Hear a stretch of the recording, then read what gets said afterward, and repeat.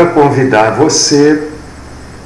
Para que eu convido você agora? Por que eu faço esse convite? Não é para você ir nessa igreja, naquela igreja, no culto poderoso, não é nada disso. Até porque isso tudo que a maioria fala, isso tudo é uma grande mentira, né? E eu não vou mentir.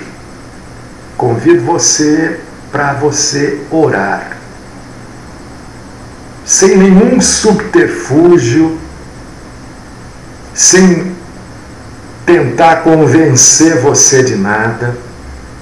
Eu só quero convidar. Se você aceitar o meu convite, vamos orar, vamos falar com Deus em oração. Eu não sei o que está acontecendo com você, eu não sei do que você precisa.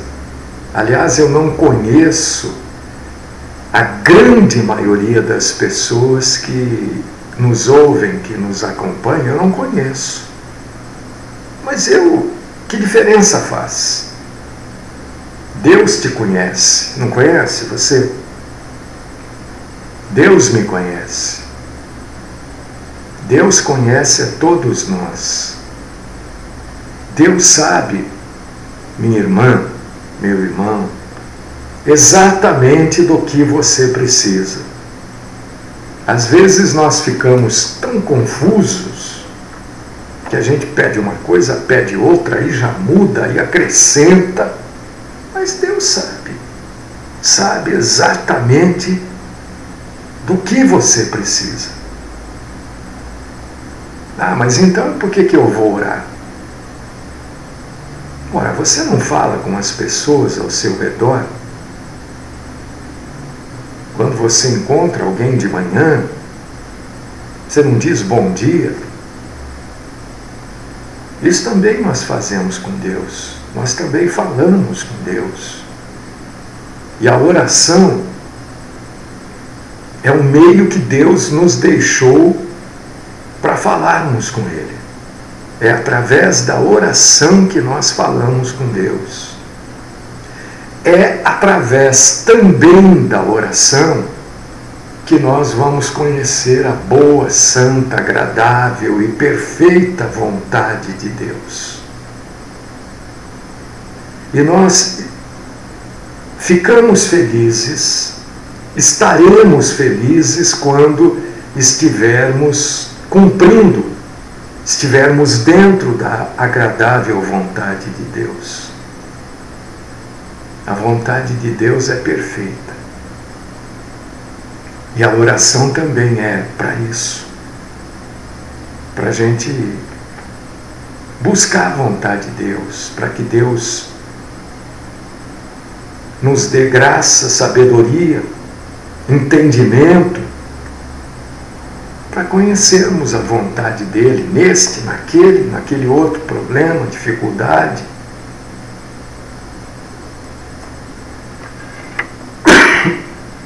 Esta vida aqui é cheia de problemas, é cheia de dificuldades. Não existe este mar de rosas. Todo mundo tem situações complicadas e nós temos as nossas. E oramos agora, Senhor Deus, nosso Pai, não sem antes te glorificar, te engrandecer, não sem antes suplicar que o Senhor receba o nosso culto, a nossa adoração. Oramos para que o Senhor nos ajude a enfrentarmos todas as dificuldades que a vida muitas vezes coloca. E na maioria das vezes a gente não sabe como resolver. Pedimos que o Senhor nos ajude. Pedimos que o Senhor nos ajude a buscarmos a solução. Ajuda-nos, ó Pai. Ajuda os meus irmãos, as minhas irmãs, neste dia, a buscarem o Senhor para terem a paz, a certeza, a confiança. Ó Deus Todo-Poderoso, o Senhor que tem toda a sabedoria, o Senhor é aquele a quem a sabedoria pede conselhos. Ajuda os meus irmãos e irmãs, ajuda-me também, eu também preciso, muito. Tem coisas que nos atormentam, Senhor. Ajuda-nos a resolvermos cada uma delas. Livra-nos, Senhor, do mal, de toda forma que o mal se apresenta. Principalmente, Senhor, livra-nos da mentira. A mentira corrói, a mentira corrompe. Ajuda-nos, Senhor, a sermos verdadeiros. Fala conosco nesta manhã. Fala conosco. A Tua palavra, Senhor, está aberta.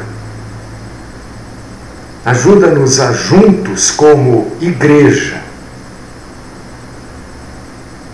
a crescermos na graça e no conhecimento do Senhor. Esta é a minha oração. No nome do Cristo Jesus. Amém.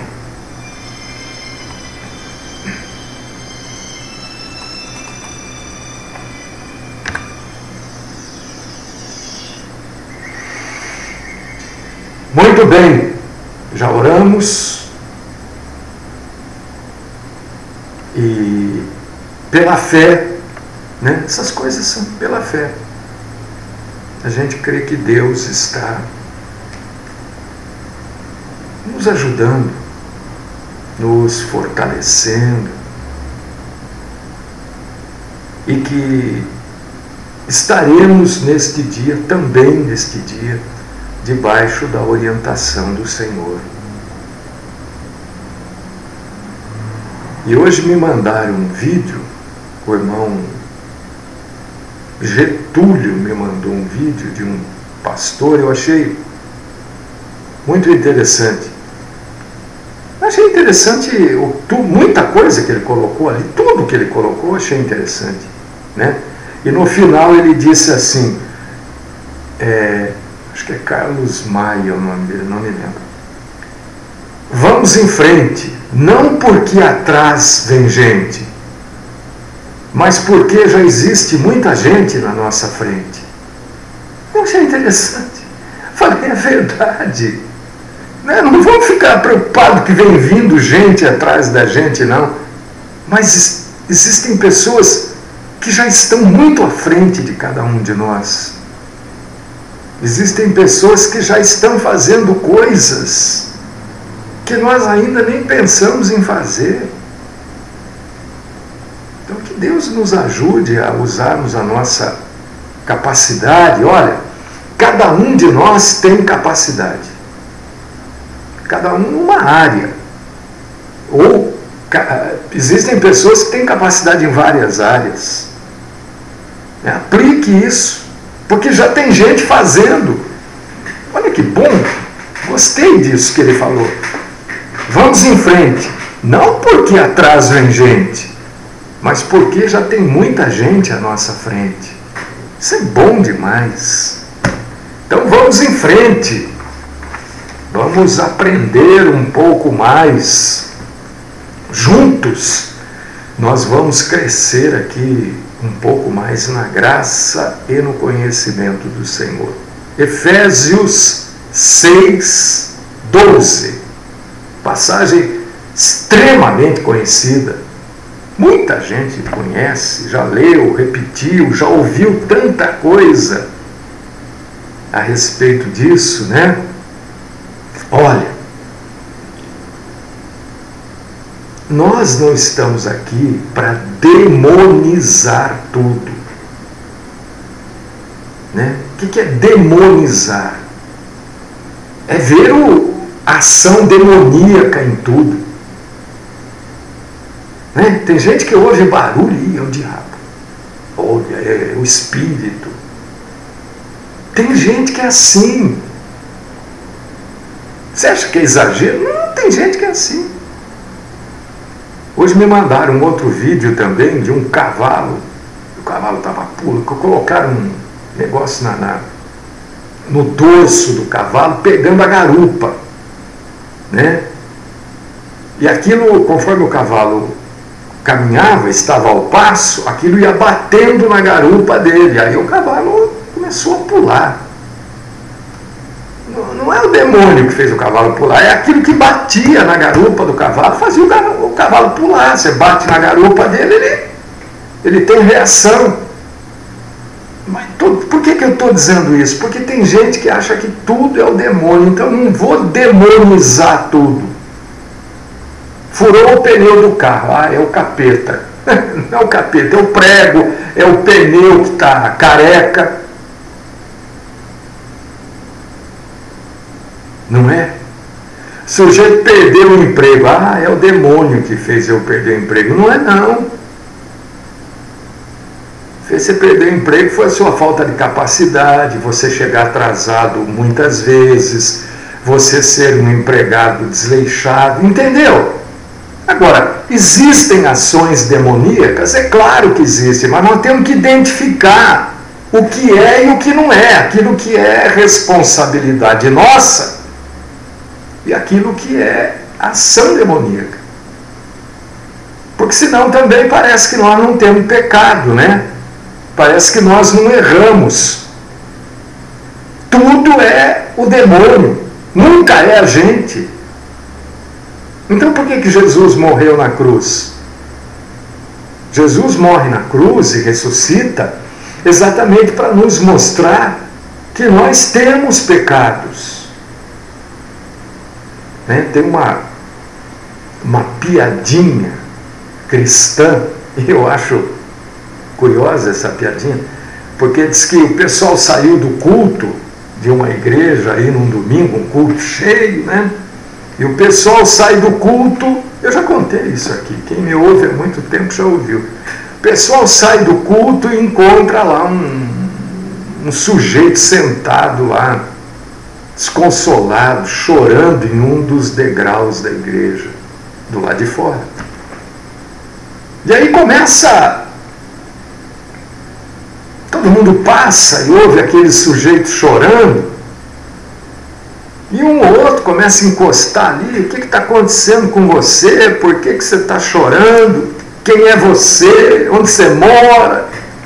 E aí o sujeito diz: eu sou o diabo, eu não aguento mais, esse povo aí diz que tudo é culpa minha. Parece que eles não têm culpa, mas nós temos culpa.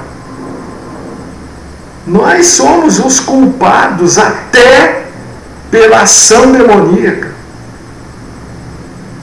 Até pela ação. Porque nós cedemos à ação demoníaca. Entendeu?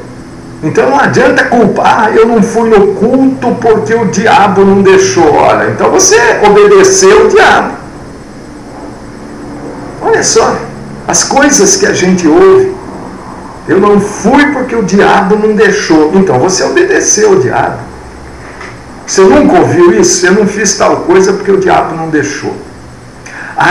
Ele é daquele jeito por causa do diabo. Olha o que a Bíblia diz. Efésios, capítulo 6, versículo 12. Efésios 6, 12. Porque a nossa luta não é contra o sangue e a carne, e sim contra os principados e potestades, contra os dominadores deste mundo tenebroso, contra as forças espirituais do mal nas regiões celestes.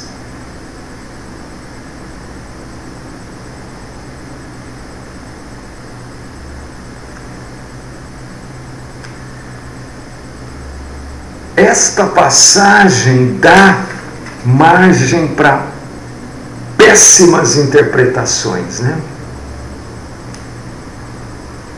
Esta passagem nos leva a entender, quando se lê superficialmente, quando não se estuda, medita na Bíblia, quando se esquece de outras passagens que já foram lidas, quando se esquece que ainda há muita coisa para ser lida na Bíblia, esta passagem pode levar as pessoas a achar que então eu não preciso me defender, porque a minha luta não é contra sangue e carne são os seres viventes aqui na terra.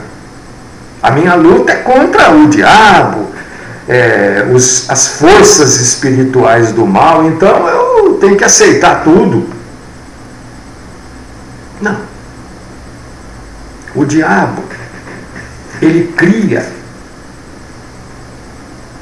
ele faz armadilhas, ciladas na nossa vida.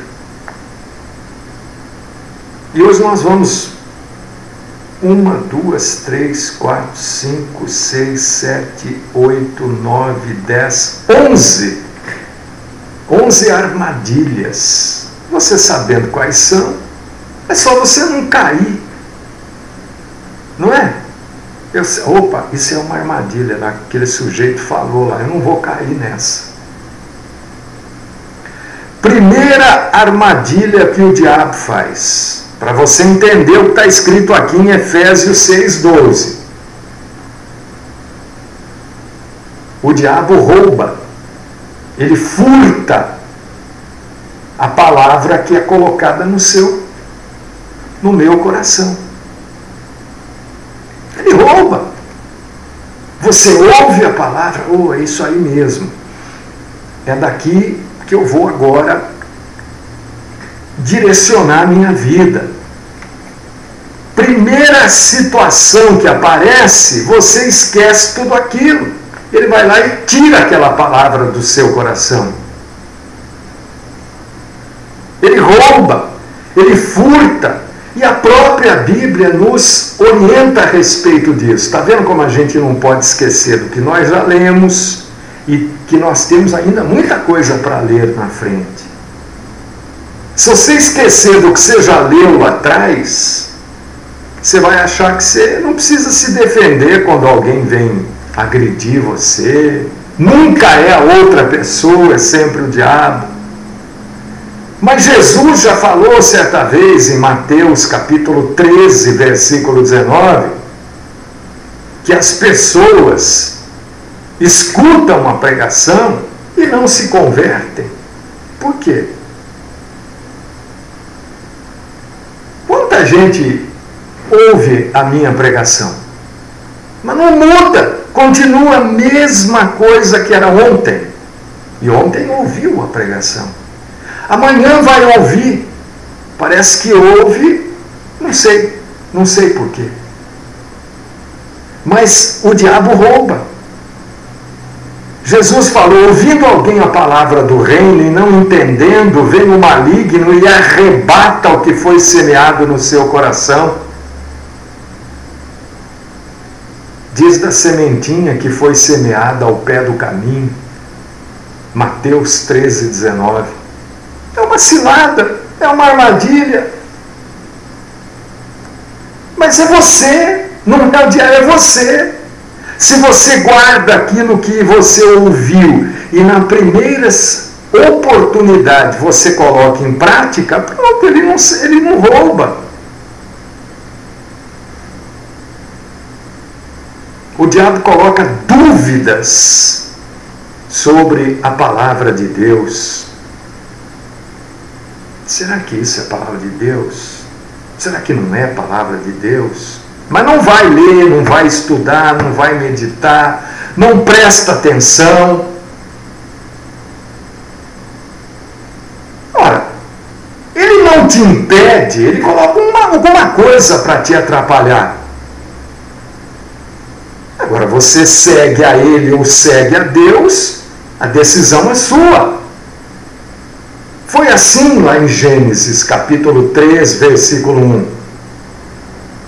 Ele falou para Adão e para Eva: olha, é assim que Deus disse: não comereis de toda a árvore do jardim?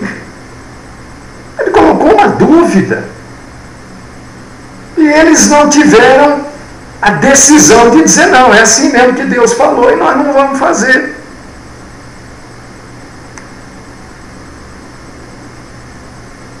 Está cheio de gente insatisfeita. Não é aquela insatisfação de quem quer o melhor. É a insatisfação de estar seguindo a Deus. E existe insatisfação de seguir a Deus? Claro que existe. A própria Bíblia nos mostra isso. O diabo coloca a insatisfação. Você aceita ser insatisfeito se você quiser. Ele não te obriga a ser insatisfeito. O filho pródigo é uma prova. Lucas 15, do 11 ao 32. Tinha tudo, estava insatisfeito. Ananias e Safira, lá de Atos 5, estavam insatisfeitos de estarem seguindo a Deus. Ora, ninguém é obrigado. Ninguém é obrigado. Seguir a Deus não é como votar. Você é obrigado a votar. Seguir a Deus não é como parar no sinal vermelho. Você é obrigado a parar no sinal vermelho. Não. Você não quer votar, você não vota. Só que você vai pagar uma multa. Só que você não vai poder participar de concurso público. Você fura o sinal vermelho, você vai receber uma multa. Você corre o risco de bater o carro, matar alguém, ser morto, ser ferido. Mas não existe obrigatoriedade. Existem consequências. Mesmo caso, seguir a Deus. Você está insatisfeito? Deixa de seguir. Assuma as consequências.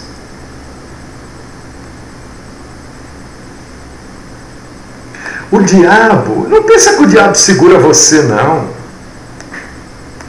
Não. O diabo, o que está escrito aqui em Efésios 6,12, você precisa ter um entendimento, né? Porque diz para a gente ficar firme contra as armadilhas do diabo. O que ele faz? Ele planta erva daninha no meio da sua horta. A Bíblia trata isso como ele semeia o joio no meio do trigo. O que é semear o joio no meio do trigo? Aliás, tem tanto joio, eu acho que tem mais joio do que trigo. Porque existiam pessoas que tinham tudo para ser trigo, mas acabaram se transformando em joio. O que é semear o joio no meio do trigo? Ele coloca gente dele no meio da igreja. É no meio da igreja, porque a igreja é o trigo, não é o mundo. O mundo é o joio.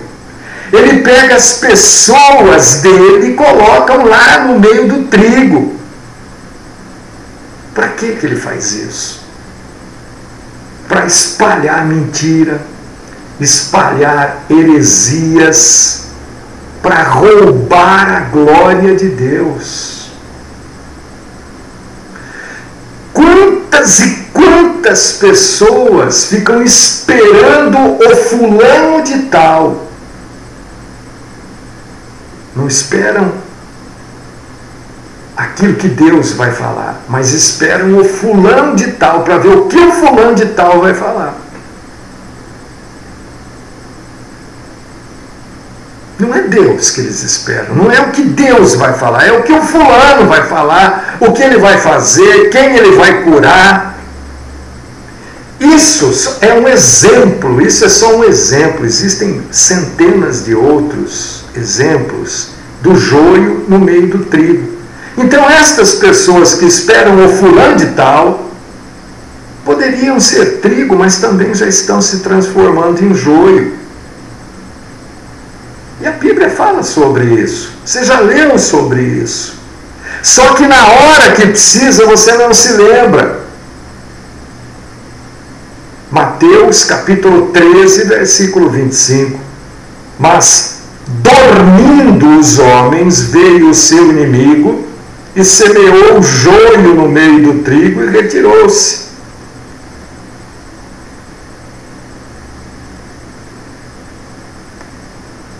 Quanta gente quer pregar ou prega aquilo que o povo está ansioso por ouvir. Você já ouviu sobre isso? A Bíblia já falou sobre isso. A Bíblia fala sobre isso, mas você quer ouvir, então você corre para ouvir quem fala isso. Sabe por quê? Porque Satanás resiste à palavra de Deus. Ele leva aqueles que pregam a palavra de Deus a pregarem não a palavra de Deus, mas aquilo que o povo quer ouvir. Isso acontecia no passado, não é diferente nos dias de hoje.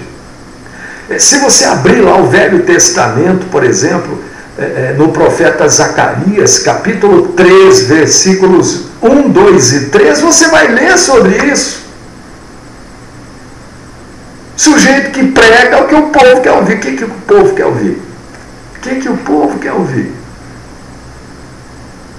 Que tudo vai melhorar. Que Deus vai fazer. Que todo mundo vai ter emprego, uma vida boa, casa própria, carro. É isso que o povo quer ouvir. A cura. Isso já acontecia lá no passado. Não pensa que mudou, não. Abre lá Zacarias capítulo 3, versículos 1, 2, 3. E ele mostrou-me o sumo sacerdote Josué, o qual estava diante do anjo do Senhor. E olha só, olha como é importante você ler.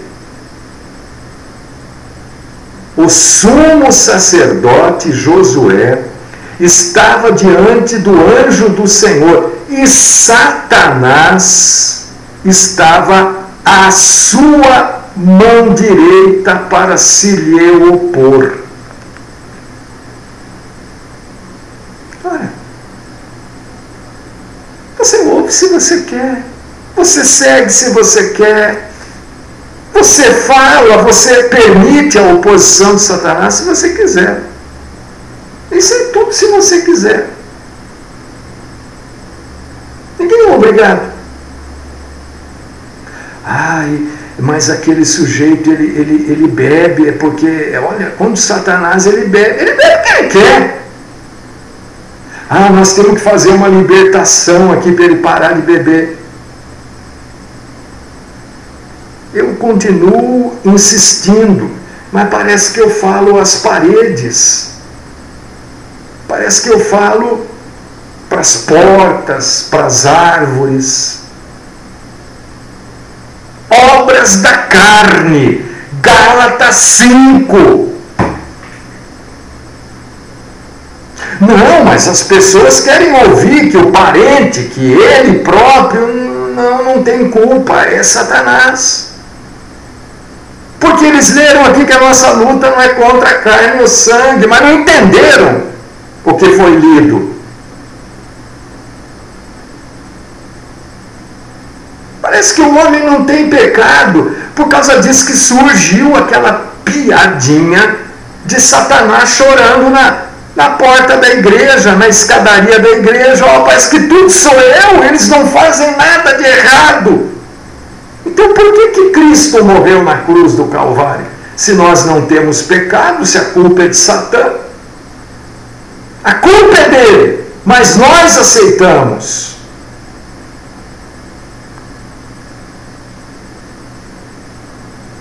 E aqui em Mateus capítulo 16, versículos do 22 e 23, para quem quer entender a Bíblia, irmão, traz aqui um exemplo maravilhoso de como as coisas funcionam, do que é os dominadores, ou melhor, do que são os dominadores deste mundo tenebroso, o que são as forças espirituais do mal nas regiões celestes. Olha, Mateus capítulo 16, versículos 22 e 23, traz para você claramente aquilo que Satanás quer fazer na sua mente, mas só faz se você deixar. É você que deixa.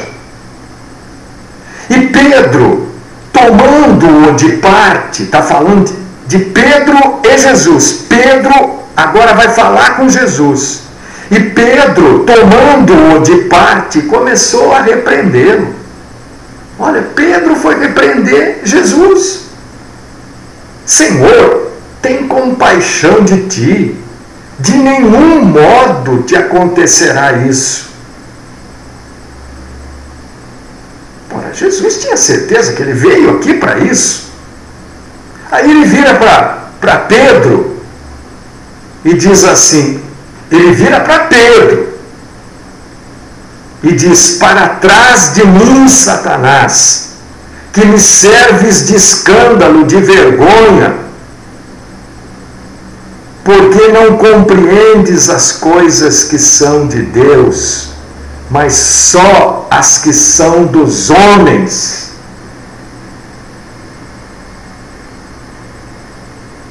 Ora, se chegarem para você e falar, que isso, onde já se viu? Não, Deus vai... Olha, pode deixar que Deus vai tomar conta de tudo, né? Não, olha, você acha que Deus vai deixar, quem sabe? Não, mas você, olha, que pai que vai dar um escorpião se você pedir um peixe? Que pai que vai dar uma pedra se você pedir pão? Não, Deus é pai. Olha Satanás enrolando você aqui.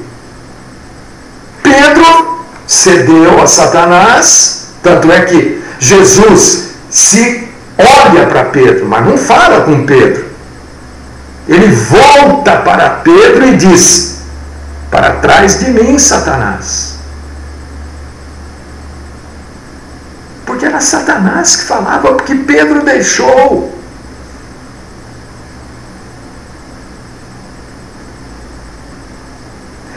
Eu faço programa no rádio, assim, né, há 18 anos, rádio cristão.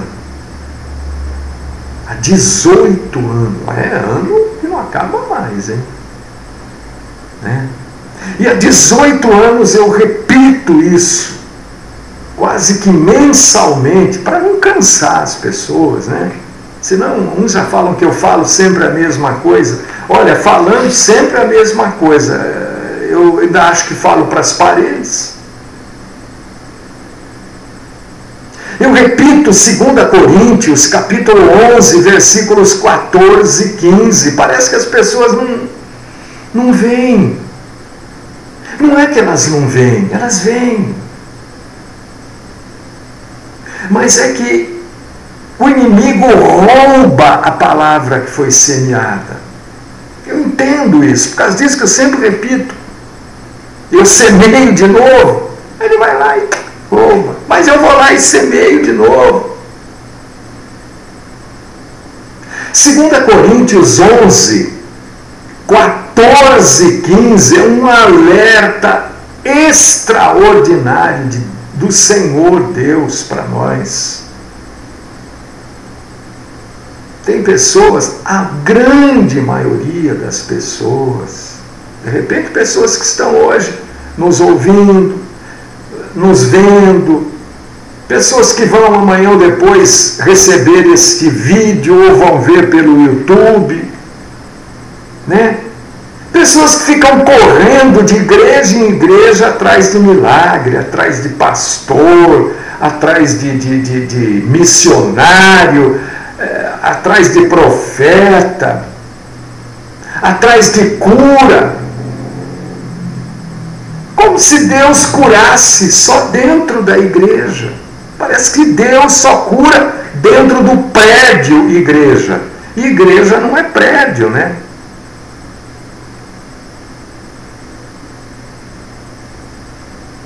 Segunda Coríntios 11, 14, 15 diz que Satanás se transfigura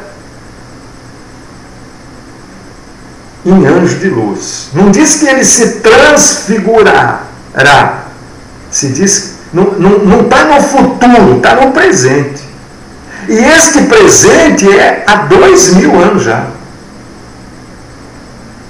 Ele se passa, se transforma,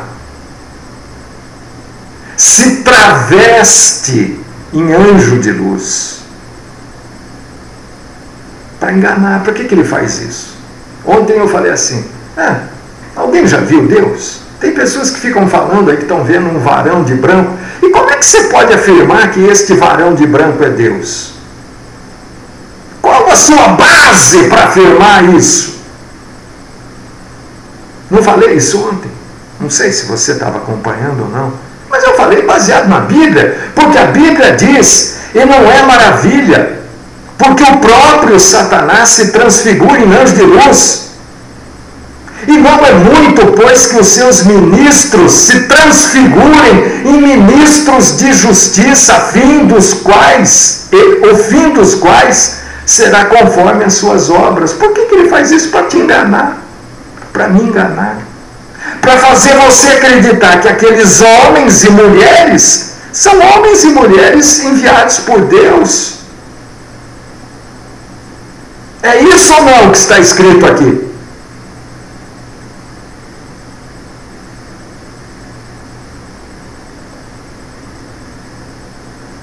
É que o nosso tempo está estourando aqui, né? Uma das coisas que mais irrita Satanás, se é que Satanás fica irritado, né? A gente fala irrita para as pessoas entenderem. A gente traz uma reação humana a um espírito, né? Satanás está furioso. Isso é uma maneira de falar. A gente não sabe se ele fica furioso. Furioso é um termo de reação humana para a gente entender. Mas não pode levar isso ao pé da letra. Porque quem tem essas reações é quem tem alma. Né? Um espírito não tem alma. A alma é dada no sopro de vida. Aí nós vamos entrar num outro assunto. Mas só para você entender o que deixa Satanás meio bravo, se é que ele fica bravo, porque ele é espírito, é oração. Não é esses grupos de oração que ficam repetindo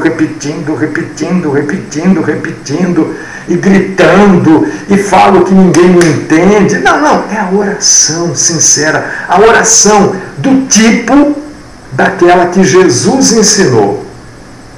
Entra no seu quarto em secreto. Não é assim que Jesus ensinou? Entra no seu quarto em secreto, fecha a porta, e o seu pai que te ouve em secreto. O que deixa Satanás irritado são essas orações, feitas nos moldes do ensino do grande mestre, do Rabi Jesus Cristo. Não que os grupos de oração não sejam bons, não. É que a maioria faz isso como um ponto de encontro, como um ponto de obrigação. Olha, terça-feira é dia do grupo de oração, porque eu tenho que ir, porque isso fica uma obrigação. E a oração não pode ser obrigação, ela tem que ser necessidade. Você não tem necessidade de ir no banheiro? É obrigação? Não, é necessidade. Não estou dizendo que oração é como ir no banheiro, não é isso. Estou falando em necessidade, para você entender, num português bem claro, bem tranquilo, né? O que ele não gosta mesmo é de oração. E desde o Velho Testamento isso é ensinado. Daniel 10.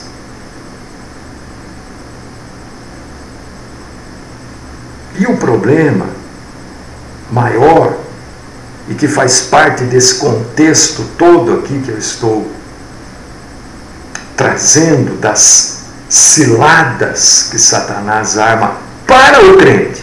Porque Satanás não arma essas ciladas para as pessoas que estão por aí, para lá, para cá. Não, para elas não. É para nós que ele arma essas ciladas. É para você, meu irmão, minha irmã. É para você que ele arma essas ciladas. Ai. 2 Tessalonicenses, capítulo 2, versículo 9. Querido irmão, se você quiser, eu me disponho a evangelizar você, irmão José Geraldo. Evangelizar você, porque você precisa de evangelismo. Você não entende nada da Bíblia.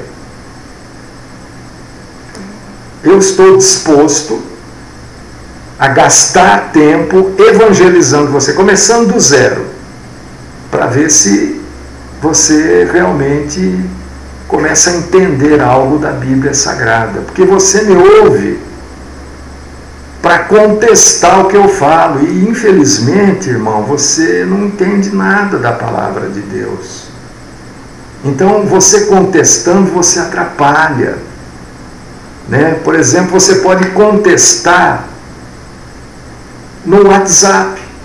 Pergunte, conteste, porque agora você atrapalha. Eu estou falando que a oração não pode ser obrigação, deve ser necessidade. Você está citando Pedro e João que subiam juntos à hora da oração. Você não sabe o que você está falando, irmão. Irmão, você não sabe o que você está falando. Você atrapalha a mim, porque você faz uma pergunta e eu não deixo ninguém sem resposta, e você atrapalha as pessoas que estão ouvindo e recebendo e se alimentando. Você já pensou você comendo, irmão, e alguém fazendo coisas nojentas ao seu lado? Você gostaria? Eu tenho certeza que não, né? Então, assim, para você, né, eu me prontifico a evangelizar você. Tá bom, meu irmão? Mas Satanás, ele engana as pessoas através de falsos milagres, e a Bíblia nos alerta sobre isso. 2 Tessalonicenses, capítulo 2, versículo 9. A Bíblia nos alerta dos falsos milagres, e o que mais existe nos dias de hoje são os falsos milagres. Milagres que não são milagres. Porque para dizer que algo é milagre ou não, nós primeiro precisamos saber o que é um milagre, né? E a Bíblia diz em 2 Tessalonicenses, capítulo 2, versículo 9, que a eficácia de Satanás será com poder, sinais e prodígios de mentira. Então tome cuidado para você não ser um questionador à base de alimento ruim, à base de alimento muito ruim, né? Não caia nessas ciladas que o diabo faz contra o verdadeiro cristão. Contra o falso cristão ele não faz cilada nenhuma, porque o sujeito já está numa cilada por ser falso cristão. Quanto as pessoas do mundo também não recebem nenhum tipo de cilada, porque já estão no mundo mesmo. As ciladas de Satã são contra os verdadeiros cristãos, porque ele quer que aquele que verdadeiramente segue a Jesus seja desvirtuado do seu caminho. de salvação.